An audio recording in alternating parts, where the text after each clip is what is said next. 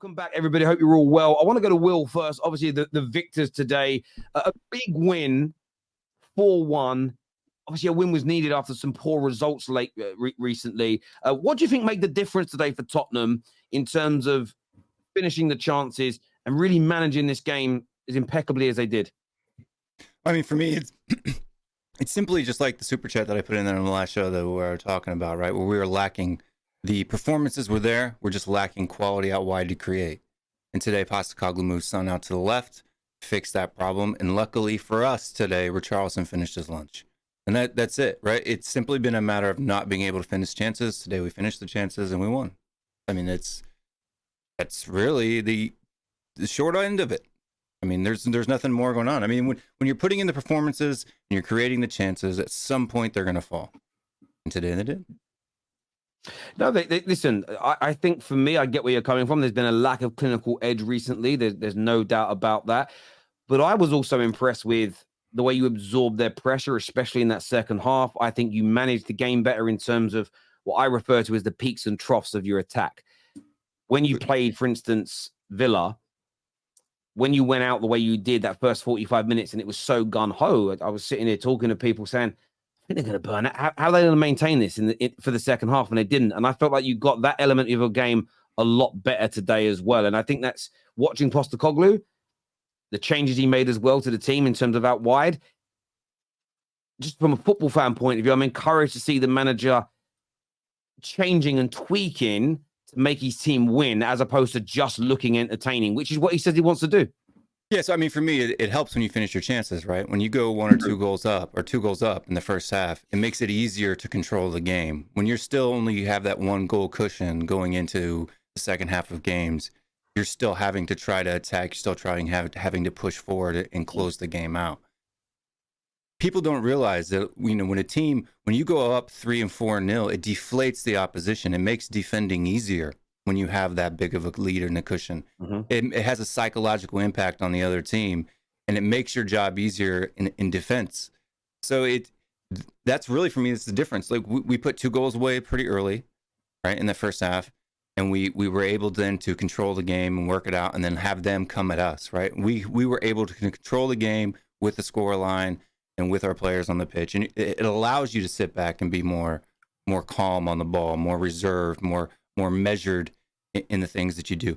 But when you don't have that, when you're missing 3 and 4 chances in the first 15, 20 minutes of every game that we've played for the most part, bar Wolves, it makes it difficult to control that game. The players still have that angst. Our players still have the angst of, we have to go out and win this. We still have to go out and score. We have to do more, And that changes the way games are played. And I think you hit the nail on the head there when you said we still have that angst. Negative energy in sport is debilitating. I know, as someone who's competed for my country as a fighter, I've been in a ring where I'm landing punches, I'm landing kicks, but I ain't moving this guy. And especially when I was a younger fighter, I'd then start to overcompensate and I start to throw even harder punches. I'd sometimes throw when I should be resting. Suddenly I'm with the anxiety and with the extra added work because it hasn't quite come off what I wanted yet. Suddenly I'm like, oh my God, I've got 3 more rounds to go and I am absolutely dead on my ass.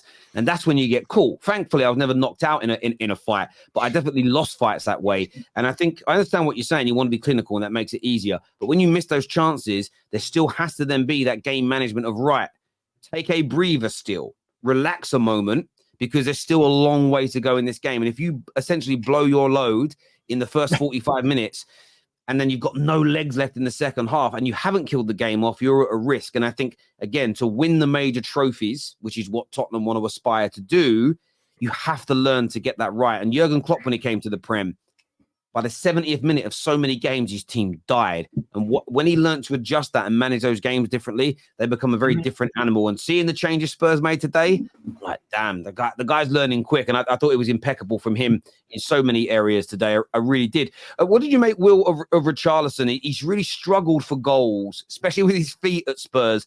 But today comes up with 2. Do you have, I mean, I know you're someone that looks at the underlying numbers and the underlying metrics.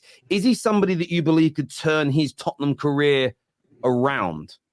Well, I mean, he can. Is it likely to happen based off his past performances? I don't necessarily think that it will. Right? I mean, I think this is more of a blip. This is a purple patch compared to what he's done. And the only reason why I say that is because he's had a year and a half at Tottenham, and he scored more goals today than he did all of last season in the league, right? Or the same amount. And he scored more. This is the first time he's ever scored with his feet, I think, for the club and ever. Mad stat. So I'm going to need to see. I'm going to need to see 6 to 7 games of consistency before I say he's turned the corner, because the one thing when you do look at underlying metrics is you have to look at statistical anomalies, right? And so is this an anomaly, or is this a turn of form? And the only thing that you can use to say that is time, right? So you have to look with time. It's going to take a lot more performances like this from Richarlison, because he's had chances before. I mean, he's missed absolute sitters all season long, and the fact that he's finally today converting him, great. We need him. We need him to participate. I want him to participate. Do I think that he's going to continue to do so? Time will tell. I'm skeptical. Yeah, I understand you on that. I do. Young Daniel's here with us as well. He's shamelessly revving that Richarlison. I love it. I love it. I love it. But I know you've been dying. Able to wear it. I know. It's the first time you turned it around anyway. I heard a rumor you went and took that out of the trash. Did you take that out of the trash?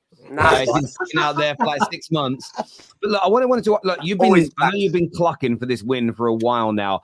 How good was it? How did you rate the performance today and sort of the response really to what has been a really tough month for Tottenham?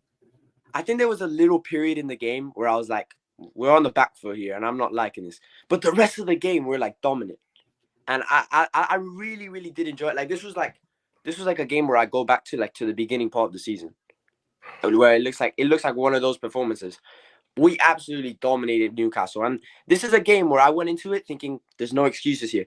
We've been talking about injuries all seasons, and like that's one of my reasons why I think we've been losing games. You look at Newcastle squad, and they've got similar problems with those injuries. So I was thinking today we have to win, because there's absolutely no reason why we shouldn't win today, and we absolutely dominate them 4-1.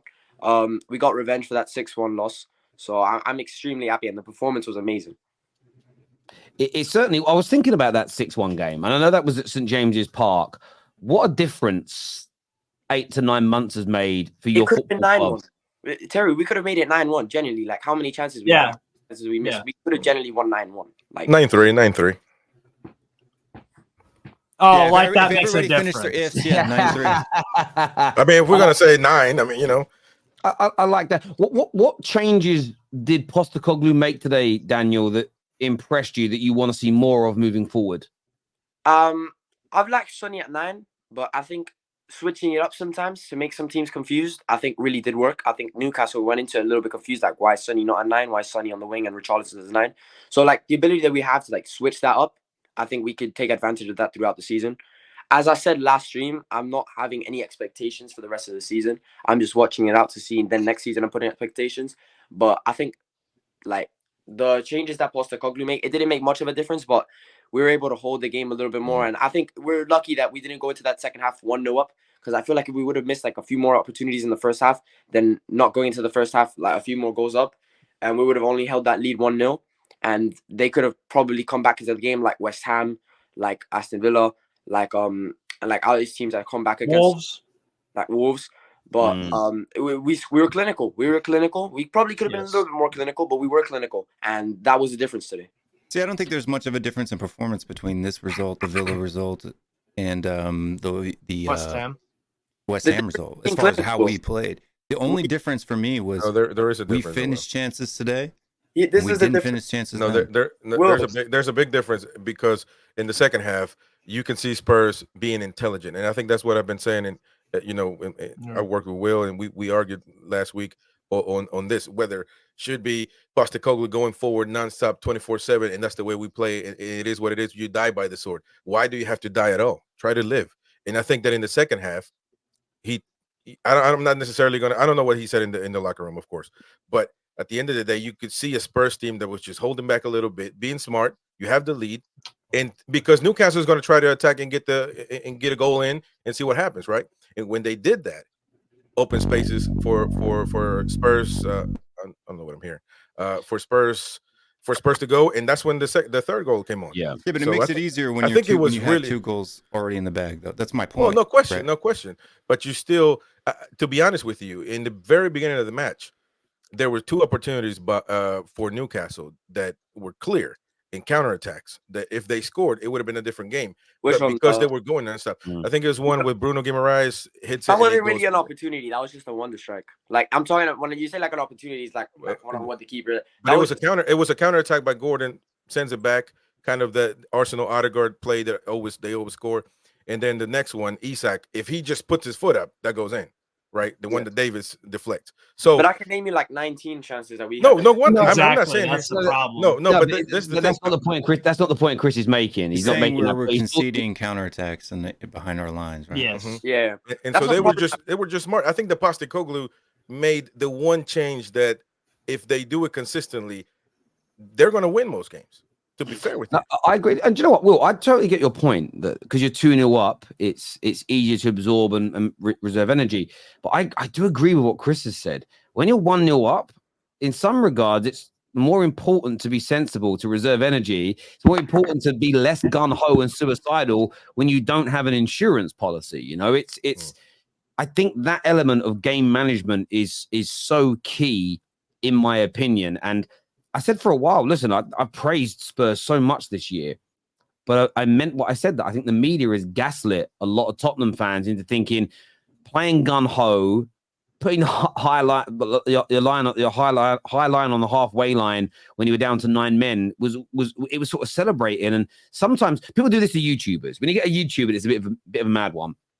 The comments will always, a lot of the comments will go, "You're right, you're right, you're cooking everybody, keep saying it." What they're doing is the viewers are goading you into showing your ass more on camera by making you think what you're doing is cool. They're actually laughing at you like a jester. And I feel like the media, and this is not a dig at Tottenham, but this is just how some of these things look to me. It just felt as though they were praising elements that weren't quite working, that I've never seen them praise. But I've never seen a team condescended to so much when being praised during losing, where there was genuine mistakes from players and the manager in many of those games that have led to defeats. Now, that doesn't mean you throw baby out with the bathwater and say there's been no improvements. I saw what Sava said the other night, and I think it's wrong, completely wrong to say there's been no improvements at Tottenham. There's been many, but it's about tweaks and twerks and about making a few changes. And I agree with Chris 100%. I saw a very slight difference today in what Tottenham did, and I think that's the reason why you were the victors in every single area. I